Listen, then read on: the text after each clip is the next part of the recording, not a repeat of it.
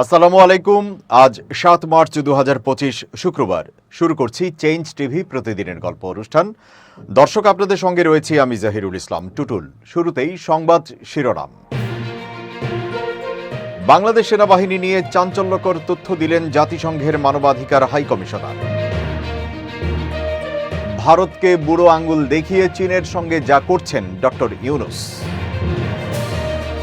ছাত্রদের পার্টি নির্বাচনের জোর প্রস্তুতি। এবার বিস্তারিত।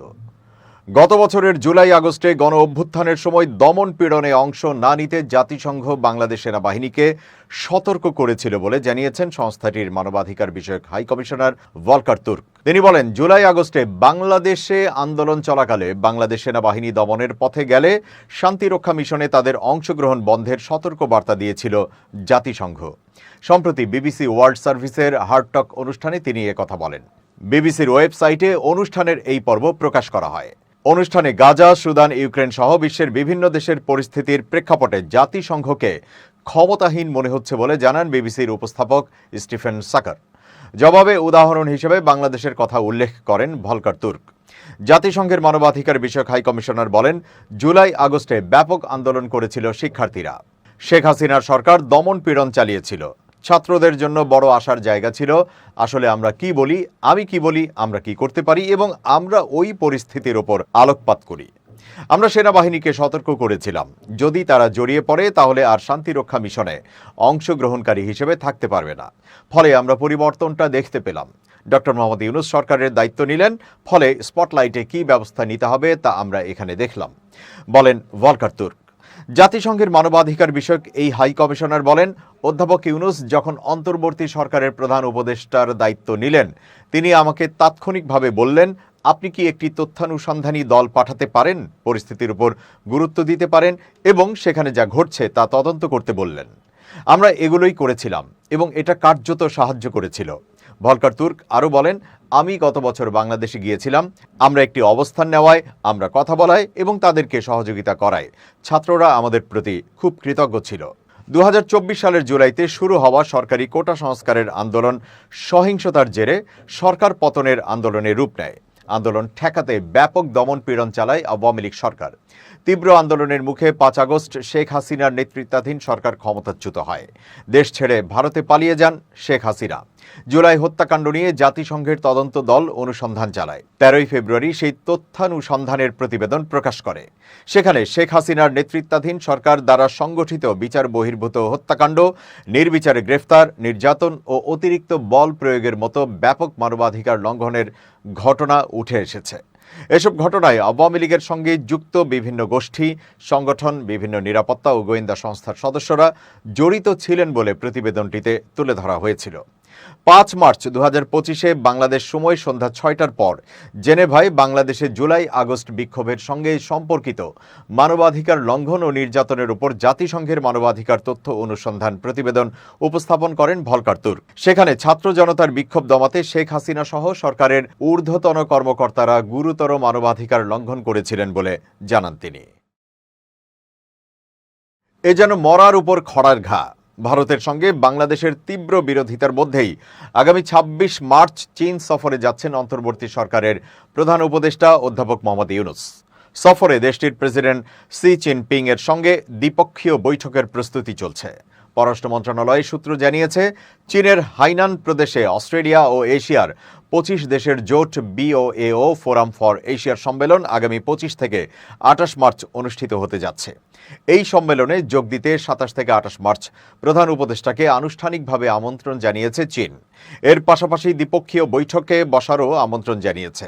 আগামী ২৮ মার্চ প্রধান উপদেষ্টা অধ্যাপক ডক্টর ইউনূসের সঙ্গে শি জিনপিং এর বৈঠক আয়োজনের প্রস্তুতি চলছে। কর্মকর্তারা আরও জানিয়েছেন, সপ্তাহখানেক ধরে বাংলাদেশের প্রধান উপদেষ্টার সফরের আয়োজন নিয়ে দুই পক্ষের মধ্যে আলোচনা চলছে। তবে চূড়ান্ত সফরসূচি ও আলোচ্যসূচি এখনও চূড়ান্ত হয়নি। ছাত্র জনতার অভ্যুত্থানে ৫ আগস্টের রাজনৈতিক পট পরিবর্তনের পর বাংলাদেশের সঙ্গে সম্পর্ক গভীর করতে মনোযোগ দিচ্ছে চীন। দুই দেশের সম্পর্কের ৫ দশক পূর্তিতে প্রধান উপদেষ্টা অধ্যাপক মোহাম্মদ ইউনূসের সফর আয়োজনের মধ্য দিয়ে বেইজিং তার প্রতিফলন ঘটাতে চাইছে। এর আগে ২০ থেকে ২৪ জানুয়ারিতে প্রথম দ্বিপাক্ষিক সফরে চীনে যান পররাষ্ট্র উপদেষ্টা মোহাম্মদ তৌহিদ হোসেন। সেই সফরের ধারাবাহিকতায় এবার প্রধান উপদেষ্টা ডক্টর মোহাম্মদ ইউনূস চীনে যাচ্ছেন। আগামী ত্রয়োদশ জাতীয় সংসদ নির্বাচন ঘিরে মাঠ পর্যায়ে কাজ শুরু করেছেন নবগঠিত রাজনৈতিক দল জাতীয় নাগরিক পার্টি এনসিপির নেতারা। সব আসনেই তারা যোগ্য প্রার্থী দিয়ে শক্ত প্রতিদ্বন্দ্বিতায় অংশ নিতে চান। এনসিপির শীর্ষ পর্যায়ের নেতাকর্মীদের সঙ্গে কথা বলে জানা যায় কেন্দ্রীয় নেতাদের কে কোন আসনে সম্ভাব্য প্রার্থী হতে পারেন। এনসিপির কেন্দ্রীয় নেতাদের দেওয়া তথ্য অনুযায়ী এনসিপির আহ্বায়ক মোহাম্মদ নাহিদ ইসলাম রাজধানীর 2টি আসন থেকে নির্বাচন করতে পারেন। আসনগুলো হলো ঢাকা 9 ও ঢাকা 11। শুরুতে আলোচনা সভা, ইফতার পার্টির মতো ছোট কর্মসূচি দিয়ে তারা এগোতে চাইছে। এনসিপির সদস্য সচিব আখতার হোসেন নিজ এলাকা রংপুর 4 থেকে নির্বাচন করতে পারেন। তিনি এলাকায় বেশ কিছু কর্মসূচি পালন করেছেন। এনসিপির প্রধান সমন্বয়কারী নাসির উদ্দিন পাটোয়ারি চাঁদপুর 5 কিংবা ঢাকা 18 থেকে নির্বাচন করতে পারেন বলে জানা গেছে। এছাড়া এনসিপির সিনিয়র যুগ্ম আহ্বায়ক সামান্তা শারমিন ভোলা 1, সিনিয়র যুগ্ম আহ্বায়ক আরিফুল ইসলাম আদিব বরিশাল 5 কিংবা ঢাকা 14, মুখ্য সংগঠক হাসনাত আবদুল্লাহ কুমিল্লা 4, মুখ্য সংগঠক সার্জিস আলম পঞ্চগড় 1, যুগ্ম সমন্বয়ক আব্দুল হান্নান মাসুদ নোয়াখালী 6 থেকে নির্বাচন করার প্রস্তুতি নিচ্ছেন। এর মধ্যে হাসনাত, সার্জিস এবং আব্দুল হান্নান নিজ নিজ এলাকায় এরই মধ্যে কাজ শুরু করেছেন। যুগ্ম সদস্য সচিব জয়নাল আবিদিন শিশির নিজের জন্মস্থান কুমিল্লা 10, যেটি কুমিল্লা সদর, দক্ষিণ, লালমাই ও নাঙ্গলকোট নিয়ে গঠিত, সেই আসনে নির্বাচন করার প্রাথমিক সিদ্ধান্ত নিয়েছেন। প্রায় নিয়মিতই এসব এলাকায় গণসংযোগ সহ নানা ধরনের কর্মসূচিতে অংশগ্রহণ করছেন। পাশাপাশি কাজ করছেন তরুণ যুবকদের সংগঠিত করতে। যুগ্ম মুখ্য সংগঠক সাইফুল্লাহ হায়দার টাঙ্গাইল 3, আলী নাসের খান গাজীপুর 4, আবু সাইদ লিওন নীলফামারী 4, আতাউল্লাহ ব্রাহ্মণবাড়িয়া 3 থেকে নির্বাচন করার প্রস্তুতি নিচ্ছেন। নাগরিক পার্টির যুগ্ম মুখ্য সমন্বয়ক আরিফুর রহমান তুহিন ঝালকাঠি 1 অথবা ঢাকা 18 আসন থেকে নির্বাচন করার প্রস্তুতি নিচ্ছেন। এরই মধ্যে নির্বাচনী এলাকায় অবস্থান করে ভোটারদের মতামত জানার জন্য ছোট ছোট কর্মসূচিও করছেন। যুগ্ম সদস্য সচিব হাফেজ আকরাম হোসাইন ঢাকা 13 আসনে নির্বাচন করার প্রাথমিক প্রস্তুতি নিচ্ছেন। এসব এলাকায় দীর্ঘদিন ধরেই আকরাম হোসাইন শ্রমিক, ব্যবসায়ী সহ নানা পেশার মানুষদের নিয়ে কাজ করেছেন। এদিকে 2 ছাত্র উপদেষ্টা মাহফুজ আলম ও আসিফ মাহমুদ সজীব ভুইয়া সরকার থেকে পদত্যাগ করবেন কিনা বিষয়টি এখনও নিশ্চিত হওয়া যায়নি। তবে তারা যদি পদত্যাগ করে দলে আসেন সেক্ষেত্রে মাহফুজ আলম লক্ষ্মীপুর 1 এবং আসিফ মাহমুদ কুমিল্লা 3 থেকে নির্বাচন করতে পারেন বলে এনসিপি সূত্রে জানা গেছে। অন্যদের মধ্যে যুগ্ম আহ্বায়ক সারোয়ার তুষার নরসিংদী 1 অথবা 2 থেকে নির্বাচন করার প্রস্তুতি নিচ্ছেন।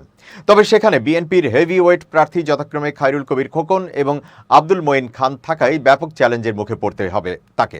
এছাড়া যুগ্ম আহ্বায়ক নুসরাত তাবাসসুম কুষ্টিয়া 1, যুগ্ম আহ্বায়ক আতিক মুজাহিদ কুড়িগ্রাম 1, সিনিয়র যুগ্ম সদস্য সচিব তাসনিম জারা ঢাকা 17, যুগ্ম সদস্য সচিব আব্দুল্লাহ আল আমিন নারায়ণগঞ্জ 4, মোল্লা মোহাম্মদ ফারুক এহসান চুয়াডাঙ্গা 1, মাহিন সরকার সিরাজগঞ্জ 5, অলিক টাঙ্গাইল 1, নাজমুল হাসান সোহাগ গাইবান্ধা 3, গোলাম মর্তুজা সেলিম ঠাকুরগাঁও 3, মামুন আবদুল্লাহ তুষার সাতক্ষীরা 3 থেকে ত্রয়োদশ জাতীয় সংসদ নির্বাচনে অংশ নিতে পারেন বলে এনসিপির নেতারা কালবেলাকে নিশ্চিত করেছেন।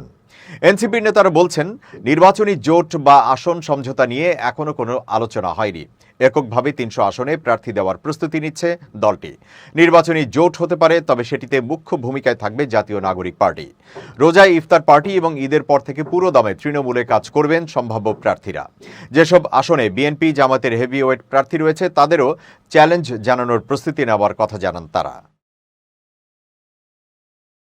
রাজধানীর বসুন্ধরা আবাসিক এলাকায় অবস্থিত নর্থ সাউথ বিশ্ববিদ্যালয়ের সামনে জাতীয় নাগরিক পার্টি এনসিপির মুখ্য সংগঠক সার্জিস আলমের সঙ্গে বাক বিতণ্ডা ও শিক্ষার্থীদের উপর হামলার ঘটনা খতিয়ে দেখতে তদন্ত কমিটি গঠনের সিদ্ধান্ত নিয়েছে ছাত্রদল।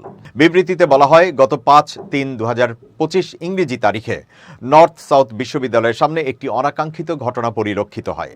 উক্ত অনাকাঙ্ক্ষিত ঘটনার তদন্তের জন্য বাংলাদেশ জাতীয়তাবাদী ছাত্রদল কেন্দ্রীয় সংসদের সিনিয়র সহসভাপতি আবু আফসার মোহাম্মদ ইয়াহিয়া ও সহ সভাপতি জহির রায়হান আহমেদের সমন্বয়ে 2 সদস্য বিশিষ্ট একটি তদন্ত কমিটি গঠন করা হলো।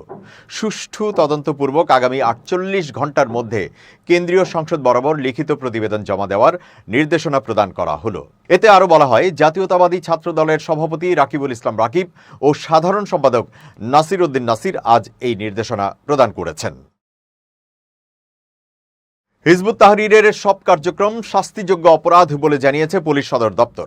শুক্রবার 7 মার্চ এক বার্তায় এই কথা জানানো হয়। পুলিশ সদর দপ্তরের বার্তায় বলা হয়, হিজবুত তাহরির একটি নিষিদ্ধ ঘোষিত সংগঠন। আইন অনুযায়ী এদের সব কার্যক্রম শাস্তিযোগ্য অপরাধ।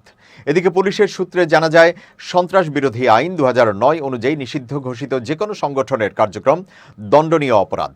এর আওতায় হিজবুত তাহরিরের সভা, সমাবেশ, মিছিল, পোস্টার, লিফলেট বিতরণ বা প্রচারের যে কোনো প্রচেষ্টা আইন লঙ্ঘন হিসেবে গণ্য হবে। এর আগে বৃহস্পতিবার ঢাকা মহানগর পুলিশের মিডিয়া অ্যান্ড পাবলিক রিলেশনস বিভাগের উপ পুলিশ কমিশনার মোহাম্মদ তালিবুর রহমান জানান, জননিরাপত্তার প্রতি হুমকি বিবেচনায় সরকার 2009 সালের 22 অক্টোবর হিজবুত তাহরিরকে নিষিদ্ধ ঘোষণা করে। এরপর থেকে সংগঠনটির যে কোনো কার্যক্রম বেআইনি হিসেবে বিবেচিত হচ্ছে। নিষিদ্ধ সংগঠনগুলোর যে কোনো প্রচারণামূলক কার্যক্রম কঠোর নজরদারিতে রয়েছে এবং প্রয়োজন হলে তা দমনে যথাযথ ব্যবস্থা নেওয়া হবে। সরকারি সফরে যুক্তরাজ্যে যান ভারতের পররাষ্ট্রমন্ত্রী এস জয়শঙ্কর। সেখানে তিনি যুক্তরাজ্যের পররাষ্ট্রমন্ত্রী ডেভিড ল্যামির সঙ্গে বৈঠক করেছেন এবং এই বৈঠকে দ্বিপাক্ষিক নানা বিষয়সহ বাংলাদেশ ও ইউক্রেন পরিস্থিতি নিয়েও আলোচনা করেছেন। এছাড়া বৈঠকে বর্তমান বিশ্বের ভূ রাজনৈতিক নানা ইস্যুও ভারতীয় ও ব্রিটিশ পররাষ্ট্রমন্ত্রীর আলোচনায় স্থান পেয়েছে। এক প্রতিবেদনে এই তথ্য জানিয়েছে ভারতীয় সংবাদ মাধ্যম দ্য হিন্দু। সংবাদ মাধ্যমটি বলছে, যুক্তরাজ্যে সরকারি সফরে থাকা পররাষ্ট্রমন্ত্রী এস জয়শঙ্কর এবং ব্রিটিশ পররাষ্ট্রমন্ত্রী ডেভিড ল্যামি দ্বিপাক্ষিক সম্পর্ক এবং বর্তমান ভূ রাজনৈতিক উত্তেজনা নিয়ে বিস্তৃত আলোচনা করেছেন। দুই মন্ত্রী ইউক্রেন, বাংলাদেশ, পশ্চিম এশিয়া এবং কমনওয়েলথ নিয়েও আলোচনা করেছেন বলে জয়শঙ্কর সোশ্যাল মিডিয়া প্ল্যাটফর্ম এক্সে বলেছেন। অবশ্য বাংলাদেশ বিষয়ে তারা ঠিক কি আলোচনা করেছেন তা নিয়ে বিস্তারিত কিছু বলেননি জয়শঙ্কর। সোশ্যাল মিডিয়ায় দেওয়া ওই পোস্টে ভারতীয় পররাষ্ট্রমন্ত্রী বলেন, আমরা ইউক্রেন ইস্যু, পশ্চিম এশিয়া, বাংলাদেশ, কমনওয়েলথ সহ নানা আঞ্চলিক ও বৈশ্বিক বিষয় নিয়ে মতবিনিময় করেছি। অনিশ্চিত ও অস্থির বিশ্বে ভারত যুক্তরাজ্য স্থিতিশীলতা ও সমৃদ্ধির পথে অবদান রাখছে। ছাত্র জনতার ব্যাপক বিক্ষোভের মুখে বাংলাদেশের প্রধানমন্ত্রীর পদ থেকে ক্ষমতাচ্যুত হয়ে গত বছরের আগস্টের শুরুতে শেখ হাসিনা পালিয়ে ভারতে আশ্রয় নেন।